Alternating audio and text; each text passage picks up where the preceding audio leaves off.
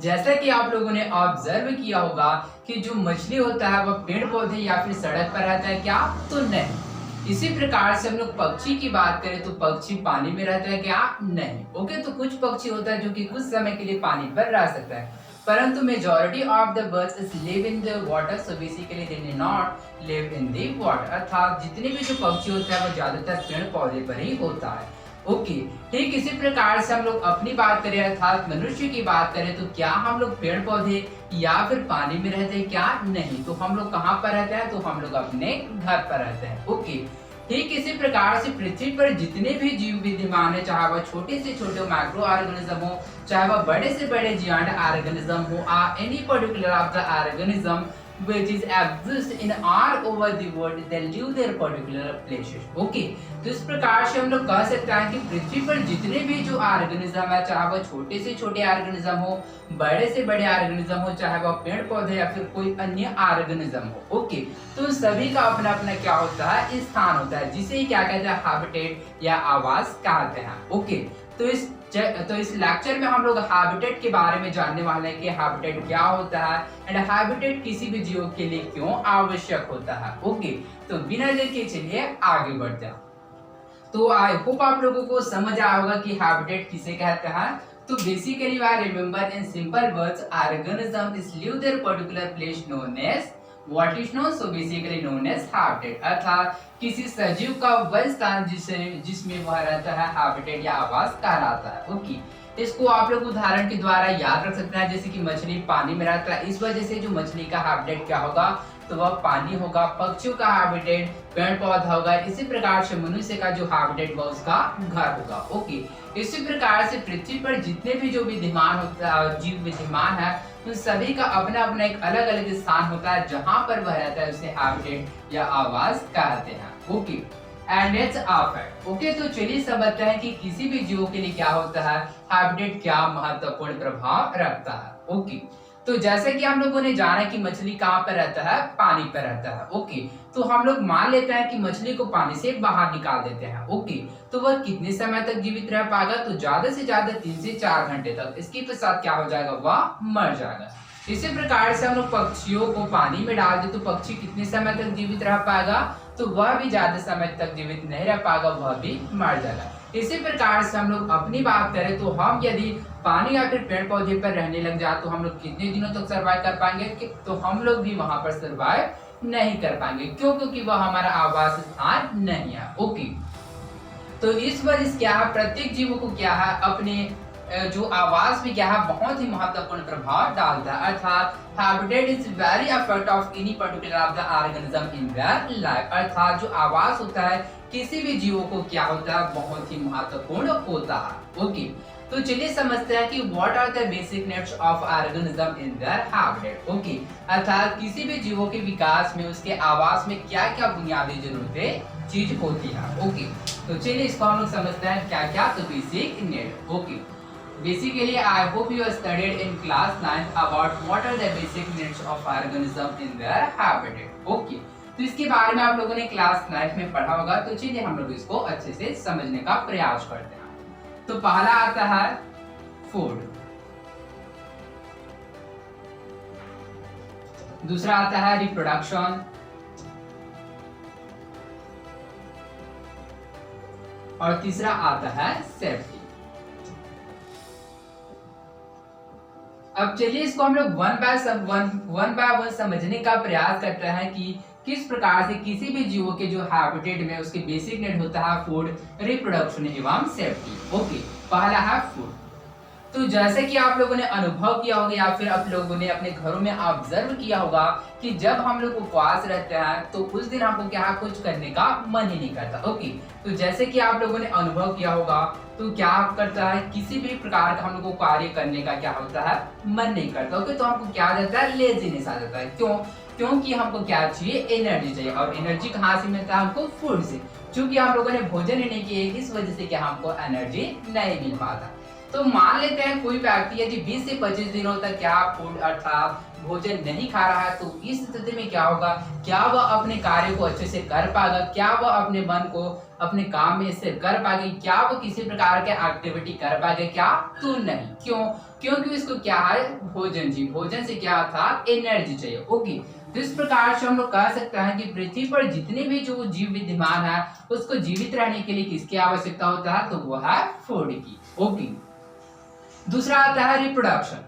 Okay, तो अभी reproduction क्या होता है, तो इसको आप लोग सिंपल वर्ड्स में याद रखिएगा, इसको हिंदी में प्रजनन कहते हैं। ओके, तो जीवों का अपने समान जीव उत्पन्न करने की प्रक्रिया को रिप्रोडक्शन या प्रजनन कहते हैं। ओके, इसको इंग्लिश में आप लोग इस प्रकार से कह सकते हैं, reproduction is a process that reproduce of organism just like them. अर्थात जो रिप्रोडक्शन अर्थात जो प्रजनन एक ऐसी प्रक्रिया है जिसमें जीव अपने समान जीव उत्पन्न करता है। ओके, तो चलिए समझते हैं कि किसी भी जीवों के लिए रिप्रोडक्शन क्यों आवश्यक है। ओके, तो मान लेते हैं किसी भी जीव में क्या हो रहा है, रिप्रोडक्शन की प्रक्रिया नहीं हो रहा। ओके, तो मान लेते हैं कोई भी जीव में क्या प्रजनन की प्रक्रिया नहीं हो रहा है, तो इस स्थिति में क्या होगा, जो उसका जो पॉपुलेशन होगा अर्थात उसका जनसंख्या हो जाएगा, क्या होगा, वह लिमिट हो जाएगी, क्या हो जाएगा, सीमित हो जाएगा। स्वाभाविक सी बात है, यदि उसमें प्रजनन की प्रक्रिया नहीं होगा तो जिसकी वजह से उसके जनसंख्या में वृद्धि नहीं होगा, इस वजह से जो उसका जनसंख्या वह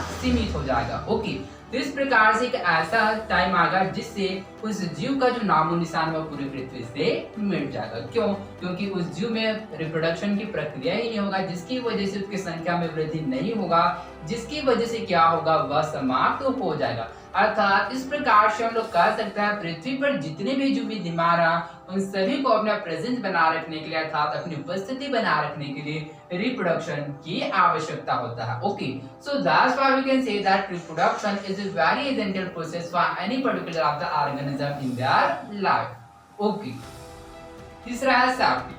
अब ये सेफ्टी अर्थात सुरक्षा क्यों महत्वपूर्ण होता है, तो जैसे कि आप लोगों ने सिंपल एग्जांपल के द्वारा समझा था, जैसे कि मछली, पक्षी एवं मनुष्य। ओके, तो बाय द वे यदि कोई भी जीव या फिर कोई भी ऑर्गेनिज्म यदि अपने आवास स्थान पर सुरक्षित नहीं है तो क्या उसका डेवलपमेंट होगा, क्या उस ऑर्गेनिज्म का विकास होगा, क्या? स्वाभाविक सी बात है, यदि वह अपने आवास में ठीक तरीके से अनुकूलित नहीं हुआ है, जिसकी वजह से उसका जनसंख्या या फिर उस ऑर्गेनिज्म का जो विकास है वह नहीं होगा। ओके, तो इस प्रकार से हम लोग कह सकते हैं कि किसी भी जीवों के विकास में भी क्या सेफ्टी बहुत ही महत्वपूर्ण रोल प्ले करता है। ओके, तो इस प्रकार से आप लोग याद रखिएगा कि what are the basic needs of organism in their habitat for their evolution. Okay, तो किसी भी जीवों को क्या होता है, आवास में उसकी बुनियादी जरूरतें क्या क्या होता है। तो basically any particular of the organism two basic needs in their habitats are first which is food, second that is reproduction, and third which is safety, which is very important for any particular of the organism in their life. Okay, तो किसी भी जीवों को क्या है, उसके आवास में बुनियादी जरूरतें क्या क्या होता है, बता, फूड, भोजन, रिप्रोडक्शन, प्रजनन एवं सेफ्टी अर्थात सुरक्षा। ओके, तो बेसिकली आई होप आप लोगों को इस क्वेश्चन का आंसर अच्छे से समझ आया होगा। तो चलिए आगे बढ़ते हैं। ओके, तो यहाँ पर कुछ क्वेश्चन दिया गया है, तो चलिए इस क्वेश्चन को सॉल्व करने का प्रयास करते हैं। तो यहाँ पर जो फर्स्ट क्वेश्चन है, when dinosaurs were abundant on earth, do you think there were enough resources in the habitat for their survival? तो बेसिकली क्वेश्चन पूछ रहा है कि जब डायनासोर पृथ्वी पर विद्यमान थे, क्या उसके जीवित रहने के लिए पर्याप्त रूप से संसाधन मौजूद थे? तो चलिए इस क्वेश्चन के आंसर को समझने का प्रयास करते हैं। ओके, तो जैसे कि हम लोगों ने डायनासोर के बारे में जाना, तो डायनासोर क्या थे, आज से लगभग 2000 to 600 लाख ईयर्स एक, कब से कब तक, तो बेसिकली आज से लगभग 2000 से 600 लाख वर्ष पूर्व क्या है, डायनासोर ही उपस्थित है। ओके, तो इस प्रकार से हम लोग कह सकते हैं कि जो डायनासोर पृथ्वी पर बहुत ही लंबे समय तक विद्यमान थे, अर्थात डायनासोर्स को पर्याप्त रूप से संसाधन मिल रहा होगा, जिसकी वजह से जो डायनासोर्स है वह पूरे पृथ्वी पर बहुत ही लंबे समय तक विद्यमान थे। ओके, तो इस प्रकार से हम लोग कह सकते हैं dinosaurs were abundant on earth, there were enough resources in the habitat for their survival because dinosaurs were present in all over the world of so long period of times like 2000 to 600 lakh years ago. So that's why we can say that dinosaurs have sufficient resources for their life. This is the reason behind that dinosaurs were abundant on earth. Okay, तो I hope आप लोगों को इस question का answer समझ आ होगा। उसके पश्चात यहाँ पर जो सेकंड क्वेश्चन है, would their population increase if resources were adequate? अर्थात यदि किसी भी जीवों को पर्याप्त रूप से संसाधन मिल रहा है तो क्या उसकी जनसंख्या में वृद्धि होगा? तो चलिए इसको भी हम लोग समझने का प्रयास करते हैं। ओके, तो इसको हम लोग फ्लावर पार्ट के माध्यम से समझने का प्रयास करेंगे। ओके, तो मान लेते हैं यहाँ पर क्या है, फर्स्ट फ्लावर पार्ट है। ओके, तो यहाँ पर क्या है, फूल का एक पौधा है। ओके, तो क्या है, फ्लावर का एक पौधा है। तो चलिए भी हम लोग फ्लावर पार्ट बनाते हैं। तो ये बन गया हमारा फर्स्ट फ्लावर पार्ट। ओके, तो इसका हम लोग लीव्स भी बना देते हैं, अर्थात पत्ती। ओके, ये हमारा क्या है, फर्स्ट फ्लावर पार्ट। ओके, इसी प्रकार से हम लोग सेकेंड फ्लावर पार्ट बनाते हैं यहाँ पर। इस प्रकार से हम लोग सेकंड फ्लावर पॉट बनाते हैं, जिस प्रकार से फर्स्ट फ्लावर पॉट है। ओके, तो चलिए यहाँ पर भी हम लोग लीव्स बनाते हैं, अर्थात इसका पत्ती बना देते हैं। ओके, तो क्या है, second flower pot. Okay, first flower pot एवं सेकंड फ्लावर पॉट। ओके, तो यहाँ पर जो फर्स्ट फ्लावर पॉट है, इसको हम लोग क्या करते हैं, इसको हम लोग वाटर देते हैं। क्या करते हैं हम लोग, वाटर, अर्थात हम लोग इसको पानी देते हैं। दूसरा चीज क्या करते हैं, हम लोग इसको फर्टिलाइजर अर्थात उर्वरक भी देते हैं, फर्टिलाइजर। और तीसरा क्या है, हम लोग इसका कंजर्वेशन। कंजर्वेशन से अर्थात क्या होता है, इसका हम लोग संरक्षण करते हैं, अर्थात हम लोग इसका डेली बेसिस में देख रेख करते हैं। ओके, परंतु यहाँ पर जो सेकंड वाला जो फ्लावर पॉट है, इसको हम लोग क्या करते हैं, बेसिकली हम लोग इसको पानी भी नहीं देते। क्या करते हैं हम लोग, वाटर नहीं देते हैं। यहाँ पर दूसरा चीज आता है वह फर्टिलाइजर, तो हम लोग इसको फर्टिलाइजर भी नहीं देते हैं। और तीसरा चीज आता है वह कंजर्वेशन। कंजर्वेशन अर्थात क्या होगा, वो होगा संरक्षण। ओके, तो हम लोग इसको डेली बेसिस या फिर किसी भी प्रकार से हम लोग इसका संरक्षण नहीं करते हैं। ओके, तो अब हम लोग एक हफ्ते के पश्चात क्या करेंगे, हम लोग इसका ऑब्जर्वेशन करेंगे। क्या करेंगे, अवलोकन करेंगे।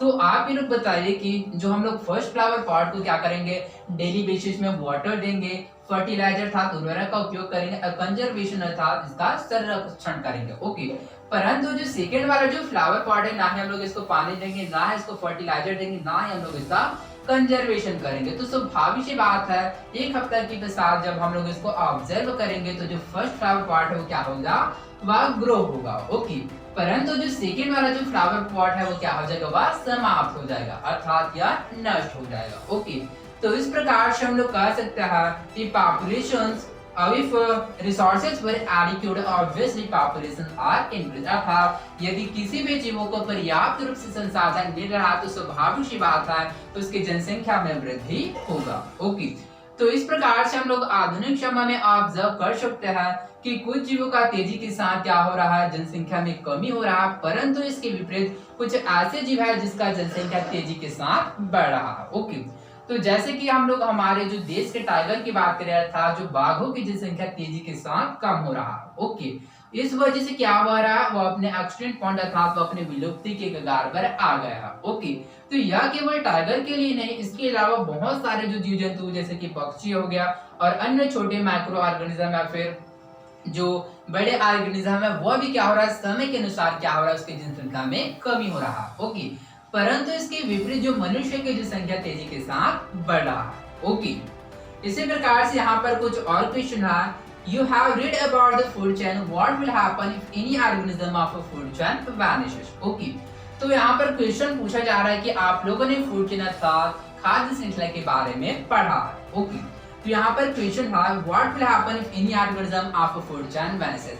क्या होगा यदि किसी खाद्य श्रृंखला से किसी जीव को हटा दिया जाए। ओके, तो चलिए इस क्वेश्चन के आंसर को समझने का प्रयास करते हैं। ओके, तो इस क्वेश्चन के आंसर को समझने के पूर्व चलिए हम लोग फूड चेन के बारे में समझने का प्रयास करेंगे कि आखिरकार फूड चेन अर्थात खाद्य श्रृंखला होता क्या है। ओके, फूड चेन जैसे कि इसके नाम से स्पष्ट है, फूड चेन, फूड अर्थात खाद्य एवं चेन अर्थात श्रृंखला। ओके, तो जीवों की ऐसी श्रृंखला जिसमें एक दूसरे के द्वारा क्या है, फूड के द्वारा जुड़ी हुई होता है, उसको क्या कहता है, फूड श्रृंखला कहते हैं। ओके, कैसे, तो चलिए इसको हम लोग सिस्टमैटिक वे में समझने का प्रयास करता है। ओके, तो यहाँ पर मैं एक पॉइंट का एग्जांपल ले रहा हूँ। ओके, तालाब का। तो यहाँ पर जैसे कि बहुत सारे तालाब में ऑर्गेनिज्म होता है, तो हम लोग सिंपल से एग्जांपल लेंगे, वो है एल्गी से। एल्गी से क्या होता है, जिसको हम लोग साधारण भाषा में काई के नाम से जानते हैं। ओके, तो algae, algae to insect, insect मतलब कीड़ा मकोड़ा। ओके, इंसेक्ट स्मॉल फिश,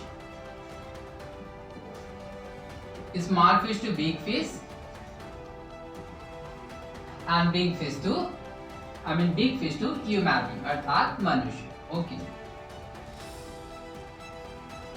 तो जैसे कि यहाँ पर इस डायग्राम में हम लोग ऑब्जर्व कर सकते हैं, जो जितने भी जो ऑर्गेनिज्म है वो एक दूसरे से कनेक्टेड है, अर्थात एक दूसरे से जुड़े हुए हैं। ओके, तो जैसे कि यहाँ पर है ह्यूमन बीइंग बिग फिश से जुड़े हुआ है, big fish small fish insect, और इंसेक्ट क्या है एल्गे, अर्थात प्रत्येक जीव क्या है एक दूसरे से जुड़े हुए हैं। ओके, तो इसको आप लोग सिंपल वर्ड्स में याद रखिएगा कि फूड चेन का डेफिनेशन क्या है। तो इसको आप लोग याद रखिएगा कि जीवों की basically you are remember that food chain is a basically you are remember in simple words about food chain, which is organism is dependent on other organism perspective of food known as food chain.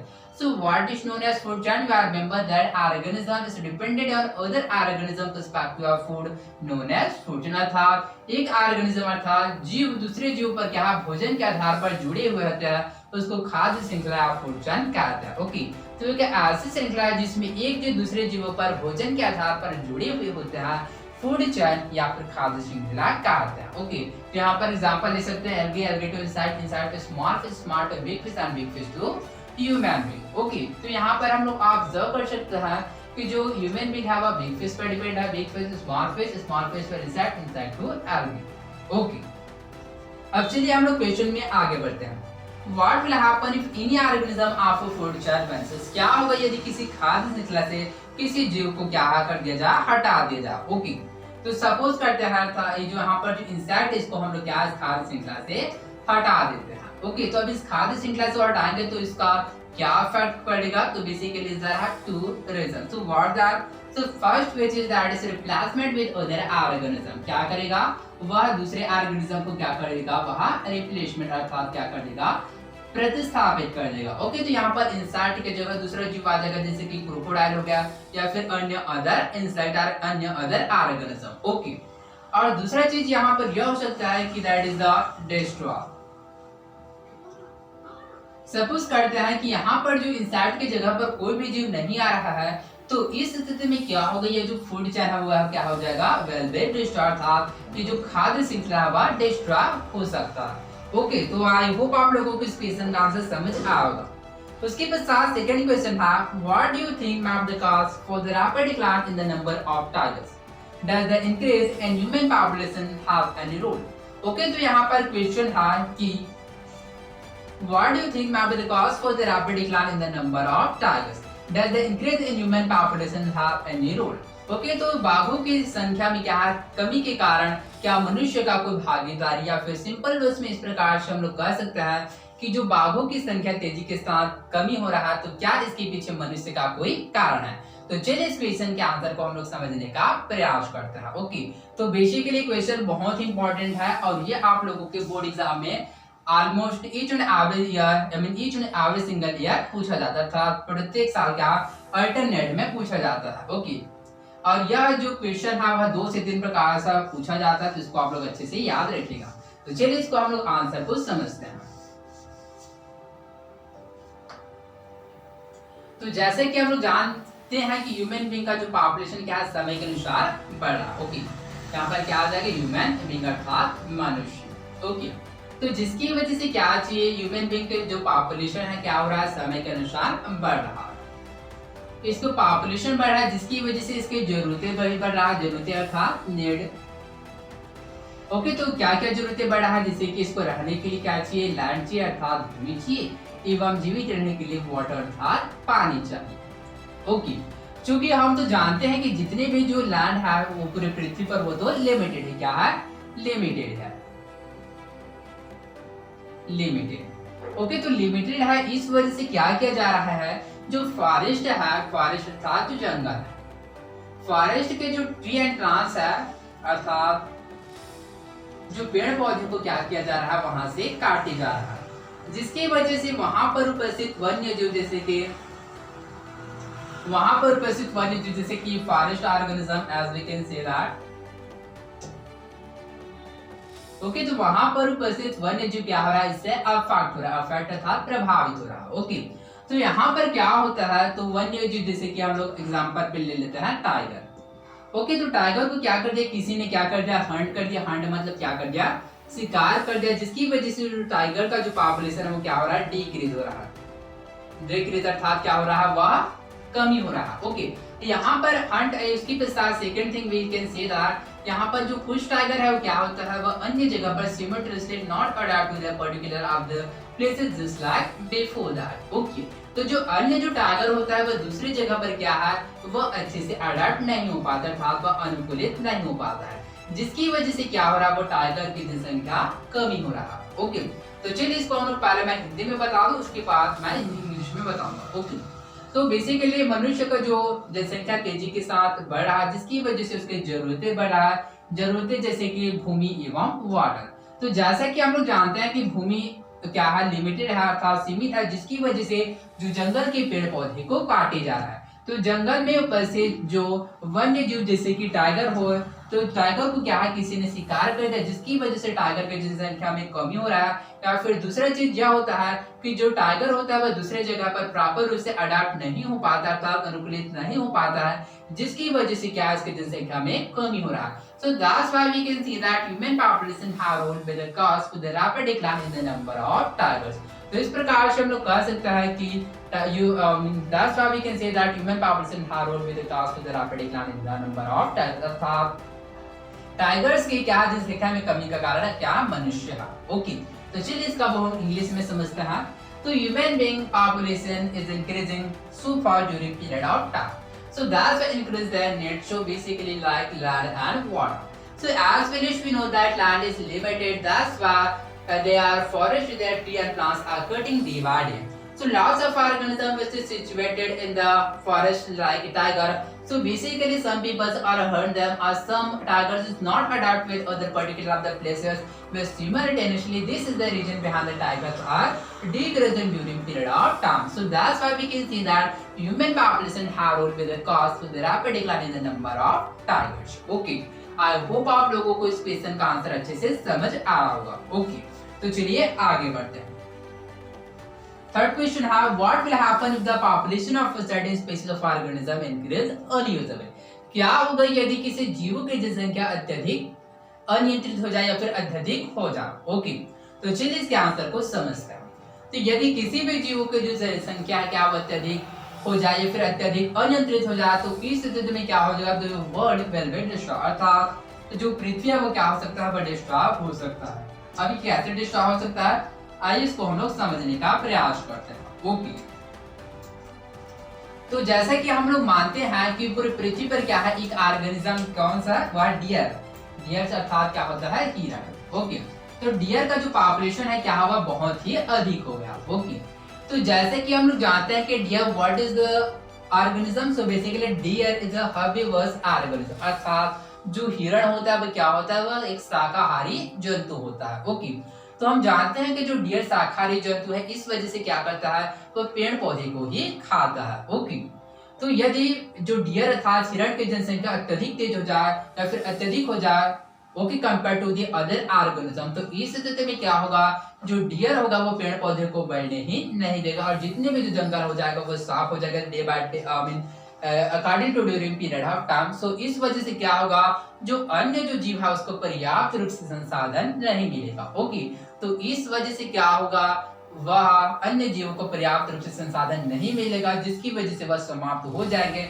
और एक ऐसा point आएगा जिस पर जो dear है अर्थात हिरण को भी पर्याप्त रूप से संसाधन नहीं मिलेगा, इस वजह से वह भी समाप्त हो जाएगा। ओके, तो as we rest we can say that if the population of a certain species of organism increase unusually, so in that case the whole the world will be destroyed. Okay, तो इसके पश्चात fourth question है, is the rate of population growth of a species similar to the rate of the growth of food and other aquatic resources? तो question पूछा जा रहा है कि क्या जो फूड रिसोर्स था, जो खाद्य संसाधन एवं जो जनसंख्या वृद्धि की दर समान है क्या, तो नहीं। ओके, तो चलिए इसको हम लोग ग्राफ के माध्यम से समझने का प्रयास करते हैं।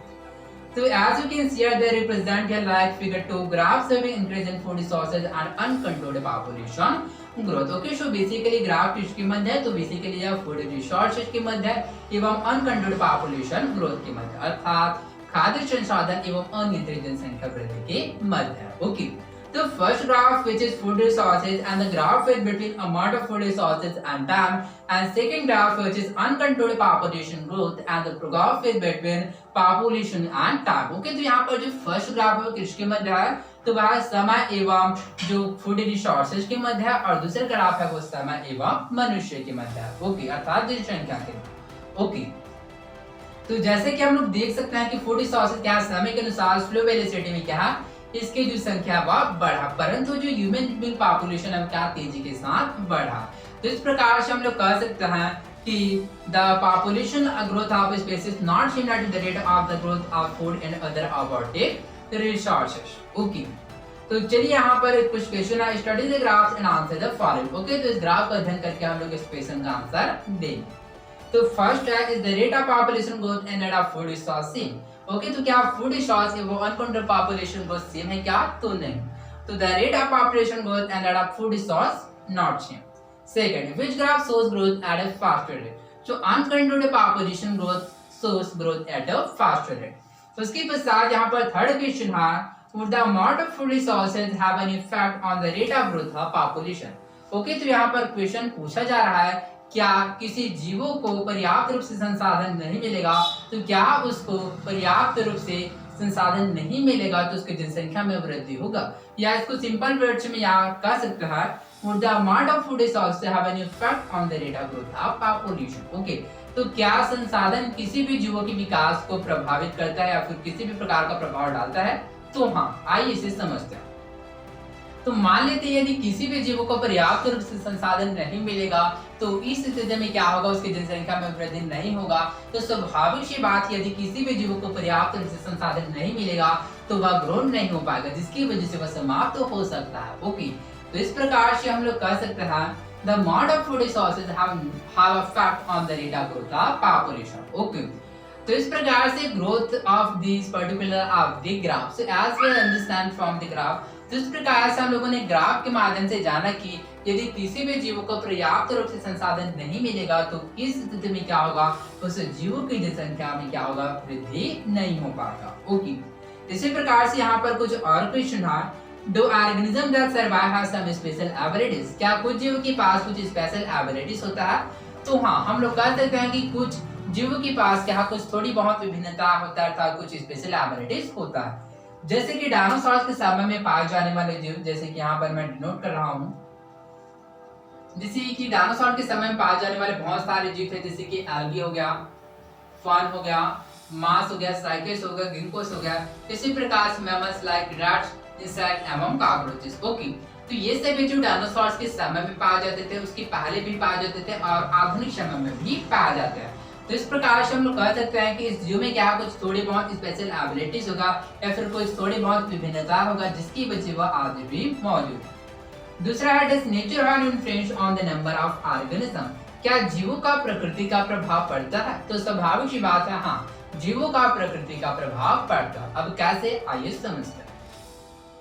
तो यदि आप लोगों से क्या बहुत सारे जो स्टूडेंट, यदि आप लोग विलेज से बिलोंग करते होंगे अर्थात गांव से बिलोंग करते होंगे, तो आप लोग इस एग्जांपल को बहुत ही अच्छे तरीके से रिलेट कर पाओगे। ओके, तो जैसे कि आप लोगों ने धान के खेतों में देखा होगा कि जैसे जैसे एक साल के बाद दूसरा साल, दूसरे के बाद तीसरा साल, तीसरे के बाद चौथा साल, इस प्रकार से क्या होता है, धान के खेतों में क्या होता है, समय के अनुसार क्या होता है, बहुत सारे विभिन्न प्रकार के इंसेक्ट क्या होता है, वह उत्पन्न होता था। बहुत सारे अलग अलग प्रकार के कीड़े मकोड़े क्या होता है, वह उत्पन्न होता है। ओके, अभी क्या जो कीड़े मकोड़े होता है वह क्या स्वाभाविक से अचानक से उत्पन्न हो जाते हैं क्या, तो नहीं। ओके, तो बेसिकली क्या पहले से उपस्थित ऑर्गेनिज्म से क्या होता है, वह उत्पन्न होता है। ओके, अभी किस प्रकार से होता है, तो बेसिकली जैसे जैसे प्रकृति में समय के अनुसार बदलाव आता है, वैसे वैसे जो जीव होता है क्या करता है, अपने आप को प्रकृति के अनुरूप ढालता है, जिसकी वजह से क्या होता है, हमको नए ऑर्गेनिज्म के रूप में दिखाई देता है। ओके, यदि कोई भी जीव अपने आप को प्रकृति के अनुरूप नहीं ढालेगा तो इस स्थिति में क्या हो जाएगा, वह समाप्त भी हो सकता है। इस वजह से क्या होता है, किसी भी जीव को क्या है, प्रकृति के अनुरूप अपने आप को ढालना होता है। Okay, so that's why we can say that nature have influence on the number of organisms। Okay, यहाँ पर अगेन क्वेश्चन रहा, to declining amount of resources inhabited because for extinction of dinosaurs। Okay, तो यहाँ पर question पूछ रहा है कि डायनासोर्स का विलुप्ति के पीछे कारण क्या संसाधन हो सकता है। तो हाँ ऑब्वियसली संसाधन अर्थात रिसोर्सेज हो सकता है। तो जैसा कि मैंने प्रीवियस लेक्चर में आप लोगों को बताया था कि जो डायनासोर्स के यहाँ सफिशिएंट रिसोर्सेज था, पर्याप्त रूप से संसाधन नहीं मिला होगा, जिसकी वजह से जो डायनासोर्स का समाप्त हो गए होंगे। Okay, yes, we can say that maybe dinosaurs have not gathered sufficient resources for their life. This is the reason behind that dinosaurs were extinct in the ancient time. Okay, तो dinosaurs को पर्याप्त रूप से संसाधन नहीं मिला होगा, जिसकी वजह से जो डायनासोर्स है वह समाप्त हो गए। ओके, इस प्रकार से क्या पुराने समय में क्या scientist had loss of patience in their mind, अर्थात वैज्ञानिकों के माइंड में बहुत सारे क्वेश्चन थे कि किस प्रकार से जीवों का विकास होता है, जीवों की विकास को होने की प्रक्रिया क्या है, किस प्रकार से जीव किसी भी पर्टिकुलर प्लेस में अडैप्ट होता है, जीवों में किस प्रकार से बदलाव होता है, क्या कहीं पर जीव की वहीं से डाल दिया गया है, तो पृथ्वी पर कहीं ऐसा जगह है क्या जहाँ पर जीवों का उत्पत्ति होता है। इस प्रकार से क्या है loss of question in their mind, अर्थात उसकी माइंड में बहुत सारे क्वेश्चन थे। ओके, तो यहाँ पर सेल के बारे में दिया गया, तो चलिए इसके बाद सेल के बारे में आप लोगों को अच्छे से बता दो। ओके, तो सेल के बारे में आप लोगों ने प्रीवियस लेक्चर में डिस्कस किया था कि सेल्स क्या होता है। तो basically cells are structured and functional unit of all living organism. Okay, अर्थात जो कोशिका होता है वह हमारे शरीर के संरचनात्मक एवं क्रियात्मक इकाई होता है। ओके, इसी प्रकार से मैंने आप लोगों को बताया था कि जो सेल होता है न कि केवल यह मनुष्य के लिए इम्पोर्टेंट होता है, अपार्ट फ्रॉम जितने भी जो ऑर्गेनिज्म पूरे पृथ्वी पर मौजूद है, चाहे वह छोटे से छोटे ऑर्गेनिज्म हो, बड़े से बड़े ऑर्गेनिज्म हो या फिर किसी भी प्रकार का ऑर्गेनिज्म हो, उन सभी को जीवित रहने के लिए क्या सेल की आवश्यक होता है। क्यों? क्योंकि सेल के द्वारा ही उस जीवों का क्या होता है विकास होता है। ओके, तो चलिए इसको हम लोग समझते हैं। सेल को जिसको क्या कहते हैं हिंदी में कोशिका, क्या कहते हैं कोशिका। ओके, तो बेसिकली सेल किस प्रकार से ओरिजिन होता है, तो सेल होता है क्या होता है pre existing cell, pre existing cell अर्थात पूर्ववर्ती कोशिका। अर्थात जो सेल होता है क्या करता है वो पहले से उपस्थित कोशिका से है उत्पन्न होता है। ओके, तो किसी भी प्रकार का जीव का फॉर्मेशन किस प्रकार से होता है, आइए इसके प्रोसेस को समझते हैं। तो cells organized to tissue to organ, organ to organ system, then organized to multicellular organism, multicellular organism। Okay, तो इस प्रकार से क्या है एक प्रोसेस है जिसके द्वारा किसी भी जीव का फॉर्मेशन अर्थात निर्माण होता है। ओके, तो क्या cells to tissue to organ, organ to organ system, then multicellular organism. Okay, अर्थात कोशिका, कोशिका से ऊतक, ऊतक से अंग, अंग से अंगतंत्र, अंगतंत्र से बहुकोशिकीय जीव। ओके, तो यह इसका प्रोसेस होता है। तो यहाँ पर आप लोग मल्टीसेलुलर ऑर्गेनिज्म के बारे में याद रखना है कि मल्टीसेलुलर ऑर्गेनिज्म होता क्या है। तो जैसा कि इसके नाम से स्पष्ट है, ऐसा जीव जिसमें दो या दो से कोशिका उपस्थित है उसको मल्टीसेलुलर ऑर्गेनिज्म अर्थात मल्टीसेलुलर ऑर्गेनिज्म अर्थात बहुकोशिकीय जीव कहते हैं। ओके, इसी प्रकार से यूनिसेलुलर ऑर्गेनिज्म या फिर जिसको हम लोग सेलुलर ऑर्गेनिज्म भी कहते हैं, अर्थात एक कोशिकीय जीव किसे कहते हैं, तो ऐसा जीव जिसमें केवल एक ही कोशिका पाया जाता है उसको एक कोशिकीय जीव कहते हैं। जैसे कि अमीबा हो गया, पैरामीशियम हो गया, यूग्लिना हो गया, ये सभी क्या होता है एक कोशिकीय जीव होता है। ओके, तो इस प्रकार से आज से लगभग 200 इयर्स बैक अर्थात आज से लगभग 200 साल पहले क्या है कुछ प्रमुख साइंटिस्ट जैसे कि अल्फ्रेड सेल बैलिश हो गया, डार्विन हो गया, इन सभी ने क्या है जीवों के विकास से रिलेटेड अर्थात इवोल्यूशन से रिलेटेड बहुत सारे क्या गहन अध्ययन किए, एक्सपेरिमेंट किए, एक्सपीरियंस लिए एवं बहुत सारे क्या किए क्रिएटिविटी किया। ओके, तो इस प्रकार से क्या है इन्होंने जीवों के विकास के सिद्धांत के बारे में बहुत सारे गहन अर्थात व्यापक अध्ययन किया। ओके, तो जिसके सिद्धांत के बारे में हम लोग अगले लेक्चरों में जानेंगे। ओके, तो आई होप आप लोगों को लेक्चर अच्छे से समझ आएगा। ओके, तो यदि आप लोगों को कोई क्वेश्चन होगा या फिर कोई डाउट होगा तो कमेंट बॉक्स खुला है, तो आप लोग कमेंट कर सकते हैं। ओके, यदि आप हमारे चैनल पर नए हो तो हमारे चैनल विजुअल ज्ञान अर्थात विज्ञान को सब्सक्राइब कर सकते हैं ताकि आने वाले जो नए वीडियो का जो नोटिफिकेशन है वो आप तक पहले पहुंचे। ओके, एवं जो प्रैक्टिस सेट हो गया, रिवीजन हो गया, प्रीवियस ईयर क्वेश्चन पेपर हो गया, नोट्स हो गया, इसी प्रकार से सैंपल पेपर हो गया, वीकली टेस्ट, मंथली टेस्ट एवं डेली बेसिस टेस्ट के लिए क्या है आप लोग हमारे टेलीग्राम चैनल को ज्वाइन कर सकते हैं। ओके, तो उसका लिंक मैं डिस्क्रिप्शन में डाल दूंगा। तो आई होप आप लोगों को समझ आया होगा। तो आज के लिए बस इतना ही, धन्यवाद।